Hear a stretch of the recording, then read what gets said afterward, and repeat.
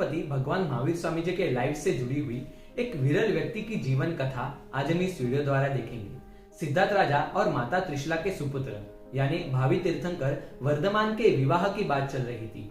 राजा समरवीर ने अपने पुत्री के विवाह का प्रस्ताव सिद्धार्थ महाराजा को दिया था। वर्धमान तो अपनी वैराग्य की भावनाओं में लीन थे, परंतु त्रिशला माता के जिद्द के कारण उनको वह प्रस्ताव स्वीकारना पड़ा। परंतु वर्धमान को यकीन था कि वे जरूर अपनी पत्नी को वैराग्य की भावनाओं में लीन कर देंगे। इसी कारण साहस करके वे विवाह के लिए तैयार हुए। क्षत्रिय कुंड के राजमहल के आंगन में शहनाइयों की ध्वनि गूंज उठी।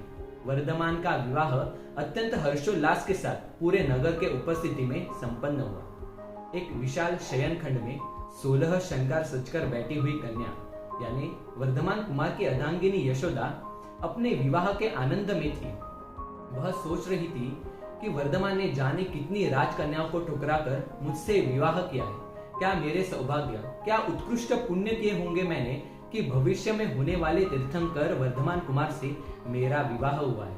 उस समय यशोदा के हर्ष की कोई सीमा नहीं थी, परंतु वह उस विवाह के पीछे के रहस्य से अनजान थी। विवाह के बाद के प्रथम रात्रि का समय वर्धमान कक्ष में पधारे।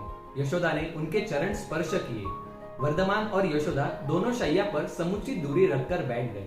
क्या बोलना, दोनों को ही समझ में नहीं आ रहा था। एक और यशोदा थी जो वर्धमान से राग भरी बातें करने के लिए आतुर थी, और दूसरी ओर अपनी पत्नी को विराग बनाने की इच्छा रखने वाले वर्धमान ने अपनी योजना की पहल करते हुए कहा, यशोदा, मैं तुमसे असत्य नहीं कहूंगा, परंतु तुम्हें स्वीकारने की इच्छा न होते हुए भी केवल त्रिशला माता के जिद्द के कारण मैंने तेरा अनिच्छा से स्वीकार किया है। नवविवाहित यशोदा के लिए ये शब्द बहुत आघातजनक थे। वर्धमान को उनके ऊपर कोई राग नहीं है यह सुनकर उनके भावनाओं को बहुत ठेस पहुंची थी। फिर भी आर्य देश की सन्नारी होने के कारण उन्होंने बहुत नम्रता से कहा, स्वामी, मुझे थोड़ा तो अनुमान था कि आपको किसी के ऊपर राग नहीं होता, परंतु मेरा हृदय ये मानने के लिए तैयार ही नहीं था, क्योंकि मुझे लगा कि यह विवाह आपकी सम्मति से हो रहा है, यानी आपको मेरे ऊपर थोड़ा तो स्नेह होगा।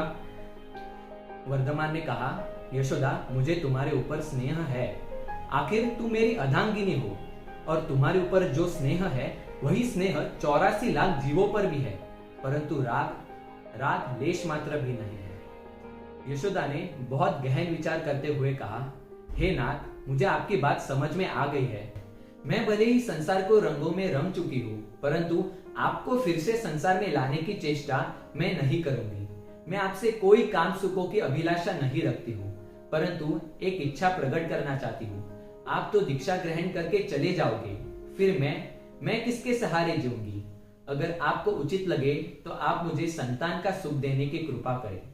वर्धमान ने सम्मति देते हुए यशोदा के प्रति स्नेह और आदर भाव प्रकट किया। उसके बाद यशोदा ने अपने पूरे जीवन में अखंड ब्रह्मचर्य का पालन किया। संसार में रहते हुए भी काम सुखों की लेश मात्र भी अभिलाषा नहीं की। यशोदा को भले ही वर्धमान पे अत्यंत राग था, परंतु उस राग का त्याग करके यशोदा ने प्रभु वीर को दीक्षा ग्रहण करने की अनुमति दी।